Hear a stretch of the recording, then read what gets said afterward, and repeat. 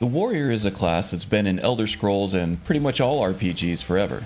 It's easy to dismiss this class as a basic or boring build, but with the Enai-Rim suite of gameplay overhaul mods, it can be every bit as interesting and fun to play as any other hybrid combat class. This build leans heavily into general damage output for all major combat skills, including one-handed, two-handed, and archery. We also make heavy use of smithing to augment that output without investing into specific weapon type perks. This keeps our warrior open to any weapon type in case we find a great enchanted piece and random loot. It also means we can switch weapons frequently in the middle of battle, depending on most immediate needs, be it range damage with a bow, two-handed damage output, or sword and shield for defense. If you want to play a physical damage-focused build, or think the warrior class is too basic or boring, give this a watch and see if I can change your mind.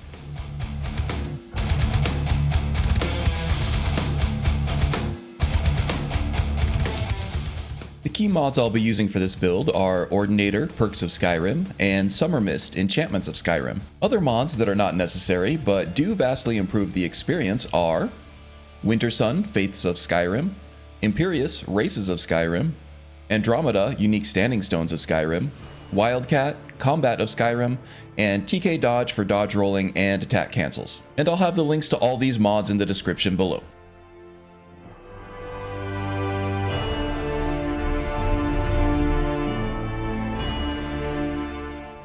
For race, I chose Imperial. They provide bonuses to the major skills one-handed, block, and heavy armor, giving a nice boost to defense early on. The Imperial Virtues passive ability, which randomly doubles regen for health, magicka, or stamina, helps with resource management and survivability. With the Human Spirit passive ability, at level 10 you get to pick one attribute to buff by 100 points and one to nerf by 50 points. I chose to buff stamina, which helped with blocking, bashing, and dodging early on, and I nerfed magicka, which we'll never need for this build anyway. At level 20, you get to choose an elemental resistance to buff by 50% and one to nerf for 25%. Fighting mages and dragons will pose a challenge into the mid-game, so I picked fire resistance for both the buff and the nerf, netting me an extra 25% fire resistance when all was said and done. This helps greatly with fire dragons until you get better resistance enchantments on your gear, or obtain Spellbreaker for the ward. You could also choose a weakness to poison and keep the full 50% fire resistance, but high-level Falmer enemies and Charis will be extremely dangerous. And at level 30, you get to pick one of each warrior, thief, and mage skill to add 20 levels to, and one of each type of skill to remove 10 levels from. I chose to buff smithing, which I felt would give me the greatest top-end damage to all weapon types through improved tempering. I chose alchemy for the thief skill for stronger potions, and I chose enchanting for stronger self-enchanted equipment. For nerfs, I picked archery for the warrior skill, since that was more of a delivery mechanism for trick arrows anyway, and less of a direct damage dealer in my experience. I nerfed light armor in the thief category because heavy armor is a hard requirement for this build, and for the mage skills, I arbitrarily nerfed conjuration. The Imperius Imperial also unlocks a daily power called Colovian Star, which fills your magicka and stamina meters and buffs them by the amount restored for 30 seconds.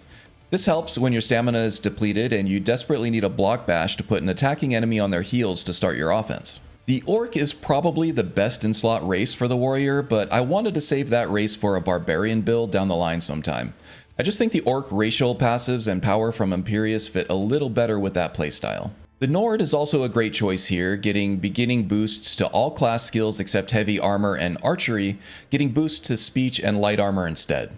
So you get starting boosts to 4 out of 6 class skills instead of the 3 out of 6 for Imperial, but that heavy armor skill boost makes a big difference for survivability early on. And a special shout out to the Argonian for a warrior build. Argonians are typically meant more for rogue class types, but the health and stamina regen they get when injured really increases the tanky survivability that a heavily armored warrior is known for. The class for this build uses one-handed, two-handed, block, heavy armor, archery, and smithing.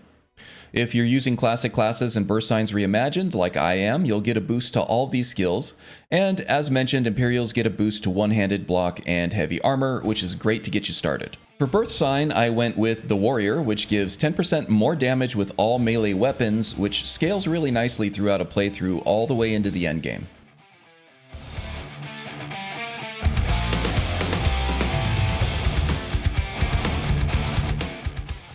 My standing stone choice was really simple. I kept the warrior stone throughout the entire playthrough. Early on, the 10% progression boosts for all warrior skills helps the leveling effort a ton, and from then on, the 15% power attack boost and 15% ranged weapon boost scale nicely into the end game. The unlockable daily power Star of the West is also fantastic, restoring all health and stamina and fortifying them by the amount restored. This was my go-to power for use with the Voice of Rage and Ruin two-handed perk. More on that in the perk section later though. For religion, I took Ebonarm, which gives a blanket armor reduction for all enemies, scaling with favor.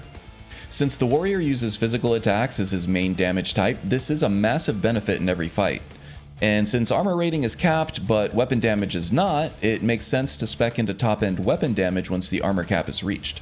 While I believe Ebonarm might be the best in slot religion, there are lots of options here providing all kinds of fun magical effects that can bring some flavor to an otherwise very non-magical build. So feel free to experiment here. Which Winter Sun religion do you like to use for warrior-like builds? Let me know in the comments below.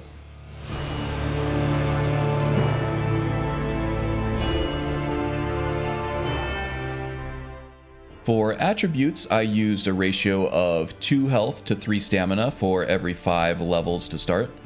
Once you feel like you have enough stamina to support the block bashing you need to do, you can switch to a 3 health to 2 stamina ratio for more survivability as enemies get stronger. And finally, for the end game, once you feel like you have enough stamina to support both block bashing and power attacking throughout a battle, you can switch to a 4 health to 1 stamina ratio for higher level tankiness.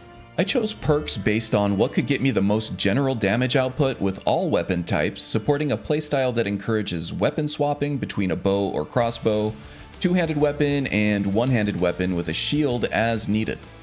I also spec'd these skills to support playstyles that felt very different and yet very strong as you switched.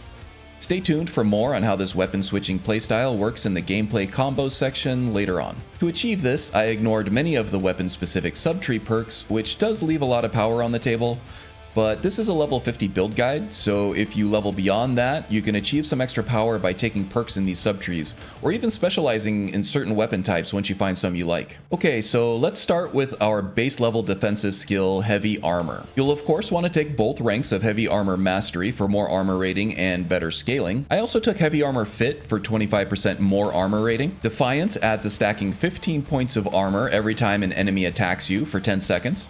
This helps with survivability if you get swarmed by multiple enemies. Never Kneel grants 30% damage reduction from power attacks on top of your existing armor rating. And Out of the Inferno grants 0.02% elemental damage reduction per point of armor.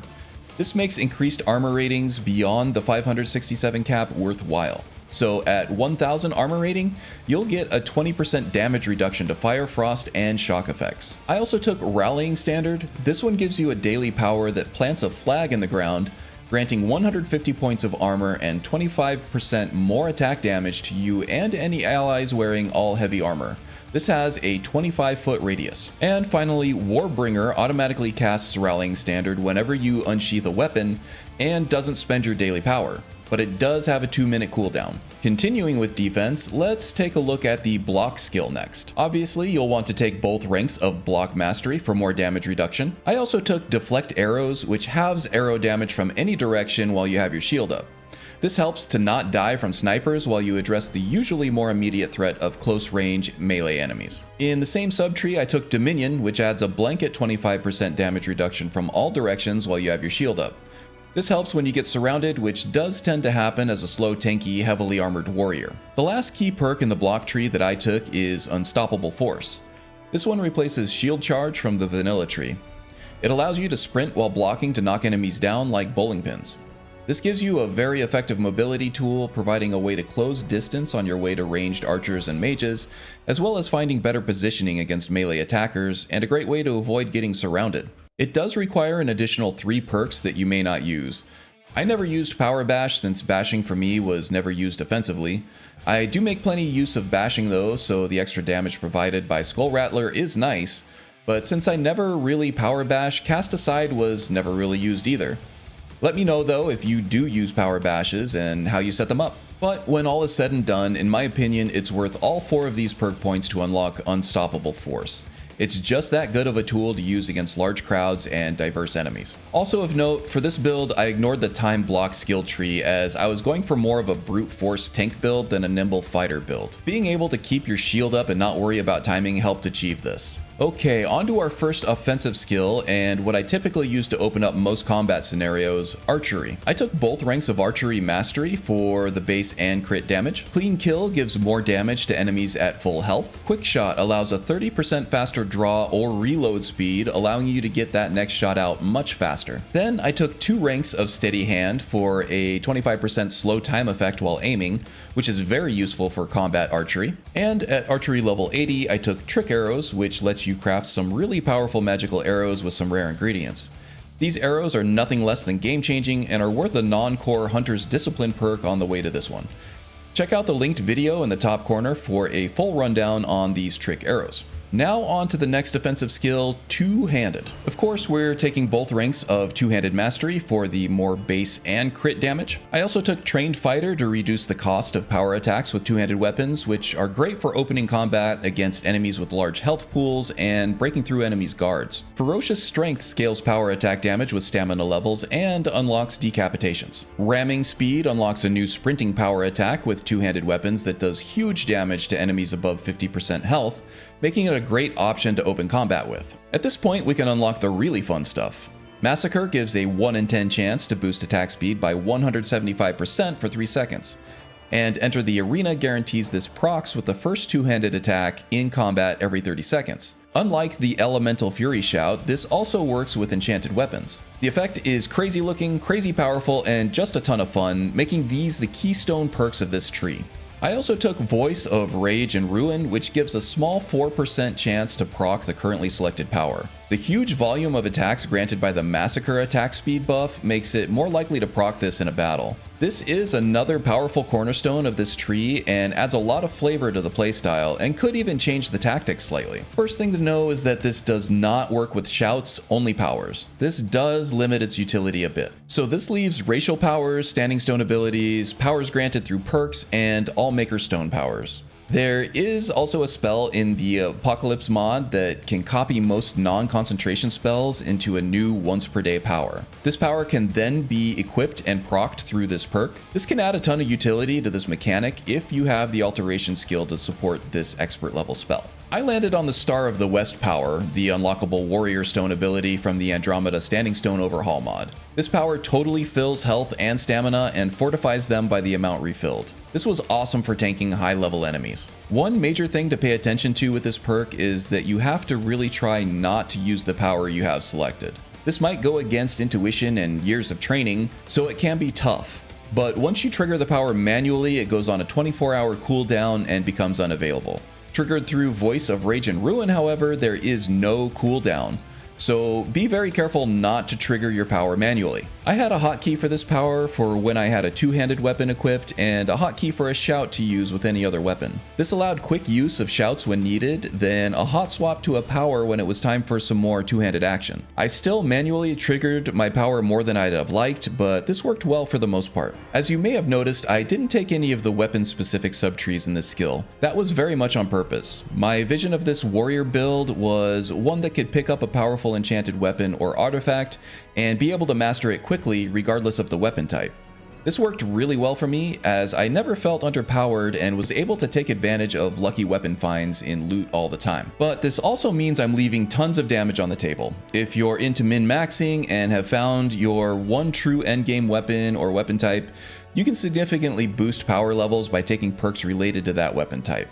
So this is not a bad way to spend perks beyond level 50. Okay, last offensive skill is one-handed. Of course, we have to take both ranks of one-handed mastery for the general damage output. I also took Furious Strength for stronger power attacks and decapitations. Disciplined Fighter reduces the cost of power attacks, but mainly we want to get to Thundering Blow.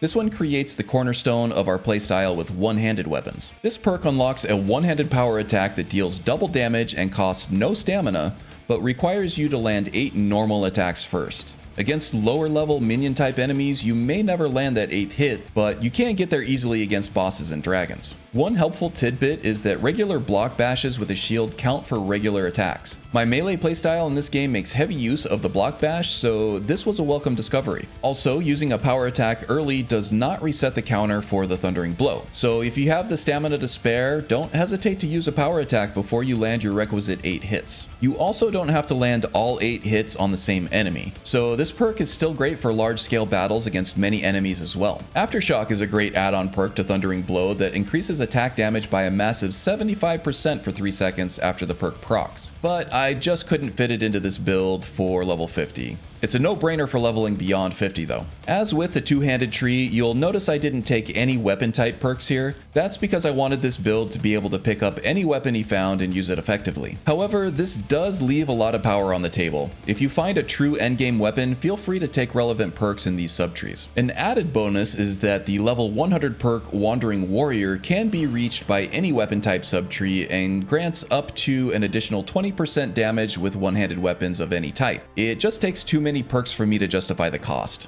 And last but not least, the all-important crafting skill for the warrior, smithing. This skill provides boosts to all weapons and armor regardless of type, and so fits in great with the theme of this build. You'll want to take both ranks of smithing mastery for better tempering and to unlock steel and bone mold items. The next priority will be to get arcane blacksmiths so that you can improve enchanted gear. Working up the left subtree, we'll be unlocking all heavy material types, starting with the 1 rank in Merrick Smithing, choosing Dwarven. Then, both ranks of Expert Smithing, unlocking Orcish, Steel Plate, and Nordic gear types. 1 rank in Exotic Smithing, choosing Crystalline for Ebony and Stalrim gear types. And finally, both ranks of Planar Smithing, giving us access to Daedric and Dragonbone material types. This will allow us access to all craftable heavy armor and weapons in the game, as well as the material tempering bonus for them. And for the right subtree, I took Advanced Workshop and chose to upgrade a grindstone in my main player home. Eventually, our defensive ratings will be capped, but our offensive ratings will not, so the grindstone gives us some more endgame oomph. I also took Sandstone Sheath, which gives an extra 25% damage for 10 seconds each time you draw any weapon. This is a great blanket damage buff for any weapon type, fitting perfectly with the theme of this build. This does encourage you to sheath your weapons after each battle and unsheath them at the beginning of the next, which synergizes well with the Warbringer perk that plants a rallying standard when you unsheath your weapon for even more buffs to both you and heavily armored allies. I did, however, have to take the Recycle Materials perk, which basically halves the tempering material costs. Useful early in the game, but mostly a throwaway perk later on. Still worth it for access to the Sandstone Sheath perk though, in my opinion.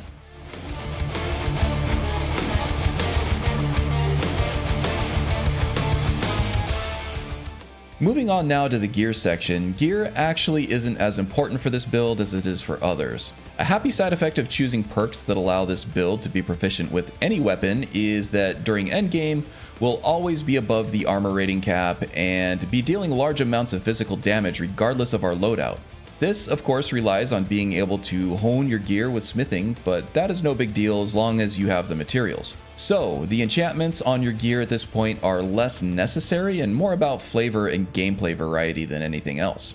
But because we've not perked into enchanting or alchemy to boost our enchanting skill, our self-enchanted gear is going to be far weaker than unique artifacts or enchanted items found in random loot or at vendors. So keep your eye out for strong enchantments on high-level gear at all times. That being said, there are some unique items to go for. The Anniversary Edition full upgrade CC content provides lots of cool new armor sets that also come with some strong enchantments. Be sure to track these down for some great sets that can be obtained early to mid-game. These sets include Dragon Plate, Ebony Plate, Orcish Plate, Steel Soldier, and Iron Plate armors. As this character is an Imperial Legionnaire born and bred, I spent a lot of time in the Imperial Dragon armor from the full AE upgrade creation. Read the notice at the counter of the Drunken Huntsman in Whiterun to start the quest for this set. The cuirass gives 30% resistance to each fire, shock, and frost damage. The boots give 10% faster health regen and another 20% fire resistance. The gauntlets give a unique 10% buff to all melee damage regardless of one-handed or two-handed, one-handed, providing a nice blanket damage buff for this build. And the helmet gives a unique effect where when you're hit with less than 20% health, there's a 25% chance to gain ebony flesh for another 100 points of armor. This set also includes a unique warhammer and sword, both with a nice but basic fire enchantment. This set can easily be obtained at level 1 with no combat, making it best in slot to start the game, if not a bit OP if you feel bad about that kind of thing. To round out the defensive gear, I almost always had Spellbreaker available as my shield option. The ward on it is useful against dragons, mages, and Draugr shouts. And this shield, coupled with the Unstoppable Force shield sprint perk, gives you a fantastic way to close distance against a powerful mage enemy and start your own offense. Spellbreaker's ward effect is much improved by the Zim's Immersive Artifacts mod, so I highly recommend playing with that if you don't already have an artifact overhaul mod running. And some good options for melee weapons are Umbra, which has a great enchantment that traps souls and absorbs both stamina and health with each hit. Volendrung, which with Zim's Immersive Artifacts absorbs stamina and paralyzes on sideways power attacks. The Longhammer, which swings much faster than most warhammers, giving it the highest base DPS in the game, and it's enchantable. Dawnbreaker, which is one of the best weapons against undead enemies in the game. And Dragonbane, which has a fast attack speed, does extra damage against dragons, and has a strong shock enchantment, which few enemies in the game are resistant to. For unique bows, Ariel's bow is great against undead enemies, especially with Sun-Hallowed arrows. The Dwarven Black Bow of Fate has a 50% chance to absorb each health, magicka, and/or stamina. And Ruin's Edge is another bow that randomly applies a Fear, Frenzy, Paralyze, Frost damage, or Drain magicka effect with each hit. These great unique bows also allow us to use the extremely powerful Trick Arrows from the Archery perk of the same name. These arrows typically have very strong damage and utility enchantments on them, giving you a huge edge against many enemies.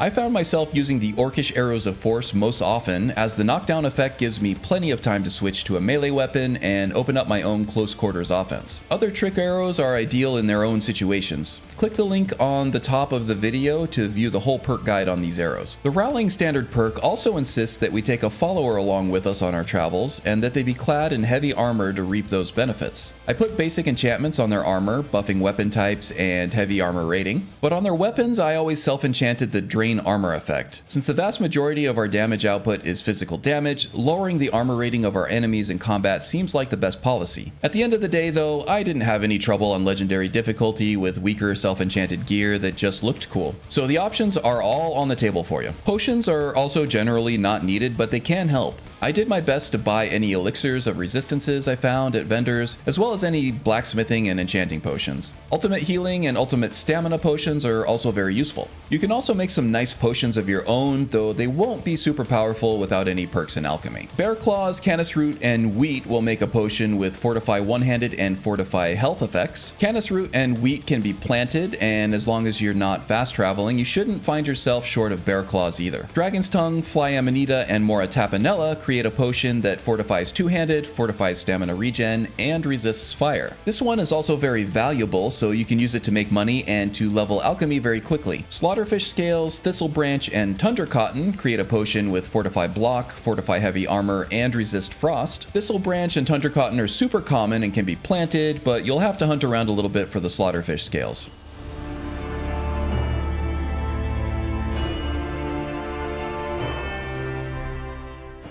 As this is a pure warrior build, we use no spells. You could decide to use scrolls, but the build will be spec'd for physical combat, so these will be largely ineffective compared to your normal martial skills anyway. Still, there may be utility type scrolls that make sense for specific situations, so keep an eye out for those. Shouts, however, can be leveraged to great effect with this build, adding in some much needed magical flavor which fits both thematically and with the playstyle. My most used shout was a single word of Unrelenting Force. It causes a stagger even when the enemy is blocking, creating an opening for your own offense. It also cools down very quickly at 15 seconds, or even faster with certain enchantments and Thunderchild progression. I did also make use of the Become Ethereal shout. On high difficulty levels, it's easy for a melee fighter to get in over their head. Become Ethereal can be a get out of jail free card.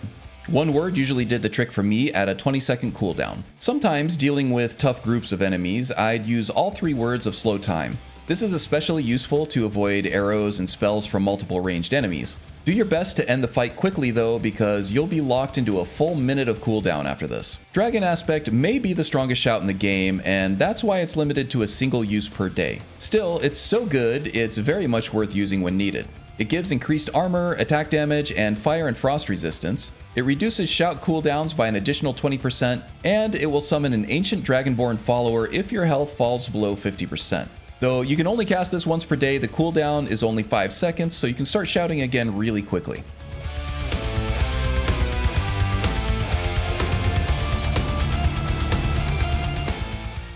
The warrior is a pretty basic class archetype, which leaves roleplay opportunity wide open. Of course, you'll want to play through the companion's quest line, but beyond that, the warrior's backstory and motivation are all up to you. To give you some ideas and maybe some motivation, I'll detail the roleplay decisions I made through this playthrough. I played my warrior as an Imperial, so he had strong ties to the Imperial Legion. In fact, his father was a high-ranking official in the Legion and served as a valuable advisor to General Jonah. He was also actually instrumental in coming up with the Red Ring strategy that stopped the Thalmor assault on the Imperial City. After the Great War, Fortius's mother died of a fatal illness, leaving father and son alone. She was always the linchpin between the two, as they had trouble connecting without her love and warmth. One thing they did have in common though was a love of strategy, tactics, and martial training. So both Fortius and his father threw themselves fully into his training. Aulus, Fortius's father, would drill him with various weapons techniques during the day, and by night, Aulus would regale the sleepy-eyed Fortius of great historical battles won by the Legion, always careful to slip in lessons on long-term occupational strategy and battlefield tactics. Fortius was incredibly driven by his studies, both to honor his mother and out of love for his father. Striving to become the greatest legionnaire ever known was the only way he could think of to accomplish this. For Aulus, his drive was more pragmatic. He knew that a second Great War would be coming soon in the next generation, and that the Empire would need a symbol to rally behind. Noticing the martial talent and grasp of battlefield tactics and strategy that his son was showing at such an early age led him to believe that Fortius was destined for great things, and maybe exactly what the Legion and Empire would need once the Thalmor regained enough strength to try another full-scale war against human autonomy. A short time after Fortius's 22nd birthday, Aulus died of natural causes in old age, but not before he tasked his son with finding his favorite arena champion, Gore, in a town called Riverwood in Skyrim. This confused Fortius, but also intrigued him. One last lesson from his late father and a chance to meet his childhood idol was too much to resist. Once together, Gore led Fortius through Skyrim, teaching lessons Aulus either didn't have time for or didn't have the expertise for. Gore taught Fortius brutal unorthodox techniques and tactics he learned from his years in the arena. He also showed Fortius a new perspective on morality and honor, and how those concepts tend to shift from the safety of a strategic safe house to the muddy trenches in a fight-to-survive environment. Over the course of their travels, Gore introduced Fortius to the Companions in Whiterun and the Thieves Guild in Riften. And as a final rite of passage, Gore advised Fortius in a fight to the death against an actual giant. It wasn't the cleanest fight technically, but Fortius did emerge victorious, and not much the worse for wear. Gore knew Fortius's training was complete and left him to his destiny. At this point, Fortius completed his training with the Companions, impressing them enough to become Harbinger. This vastly increased both his martial skill and his renown in Skyrim. Aulus's plan to turn his son into a symbol of hope for humankind was taking shape. Fortius also completed the Thieves Guild questline.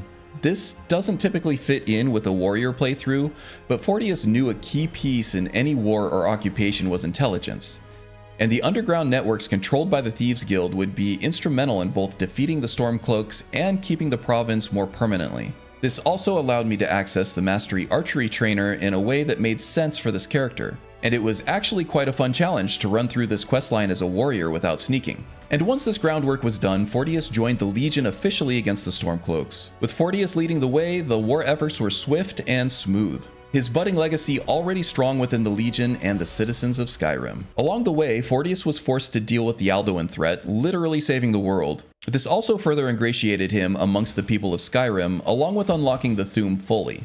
This would help to give Fortius direction once the Civil War was over, which he would desperately need. Once Ulfric was defeated, the war effort became a rebuilding effort, and Fortius lacked direction.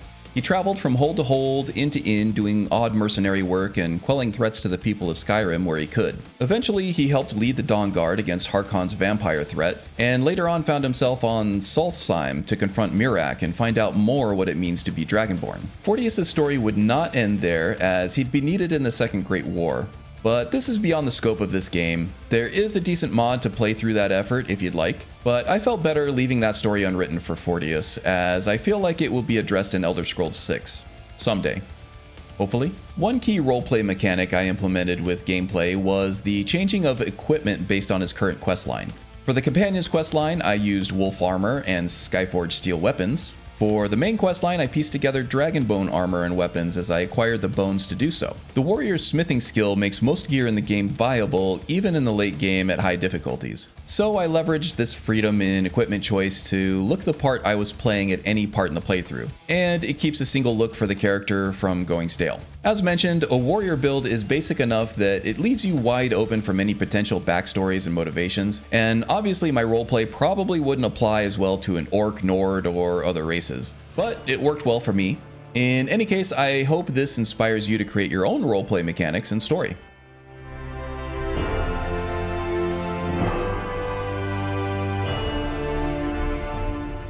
Instead of a few small combos for this build, I used one large combo as a sort of framework for how to approach each battle. I call this combo the Book of Three Rings, based on the swordsman Musashi's Book of Five Rings. The book talks a lot about philosophy of battle and how to mold your life for maximum impact. And Fortius' roleplay does reflect a lot of that, but it also talks extensively about how to use range, and that's what we'll be focused on. For the purposes of this combo, each ring will be an effective range, and each range the enemy lies in will determine the weapon Fortius switches to and new tactics he'll employ. The first, or outermost ring, is the bow range. At this range, Fortius should focus on lateral movement to make enemies miss with arrows and spells. The goal at this range is to find the time to hit an enemy with an orcish force trick arrow. This will cause the enemy to be knocked down, allowing Fortius time to switch to his two-handed weapon and transition to the next ring. Dodge rolls with iframes can work well here, along with single-word foosh shouts. A small stagger may be all you need to find the time to fire a force arrow without getting hit yourself. Against multiple enemies, the slow time shout can be very useful. It will make both dodging projectiles from multiple angles much easier, as well as lining up bow shots against multiple targets. The second mid-range ring is the two-handed range. These weapons reach farther than one-handed weapons and do much more damage, but at the cost of defense. As soon as a force arrow from the first ring hits, switch to your hotkeyed two-handed weapon and sprint in for a sprinting two-handed power attack. With the ramming speed perk, this does a huge amount of critical damage and will massively soften the enemy up for the third ring if they survive that long. After the sprinting power attack hits, the Enter the Arena perk will activate Massacre, which provides a massive 175% improvement to attack speed for 3 seconds. So get in close and start mashing that attack button. When the Massacre effect wears off, if the enemy is still alive, you may have enough time to switch to your one-handed weapon and shield. If not, a foosh shout or timed block will stagger the enemy, providing the opening you need to switch. You may also consider enchanting your weapon with a paralysis effect or a paralysis poison, which will give you plenty of time to switch. The third and final ring, the inner ring, is one-handed and shield range. This extra defense is useful at this point since enemies are more likely to have closed the distance and surrounded you. Shields provide increased damage reduction as well as some much needed crowd control for mobility options with the Unstoppable Force block sprint perk. The increased attack speed of the smaller one-handed weapon will also make it easier to apply enchanted effects and poisons. Once you switch to your inner ring, immediately be ready to lift your shield and start sprinting toward more advantageous footing. Use this opportunity to burst through enemy lines away from a cornering wall or away from enemy flanks. Use this tool to keep all enemies in front of you and to give yourself some more room for moving backwards as needed. With the Thundering Blow perk, your main concern should be to land 8 normal attacks as quickly as possible, enabling an improved power attack that does much more damage and doesn't cost stamina. Non-power bashing also counts as normal attacks here and are typically much quicker, so make a lot of use of those. Stamina will be very important at this range since it's used for blocking, bashing, attacking, and sprinting, so have a stock of stamina potions at the ready and don't be afraid to use them. Stamina regen potions are also very good to use when entering a fight. And in the end, if the third ring breaks down and enemies scatter, or there are only ranged enemies left, transition back into the first ring and start the process all over if needed.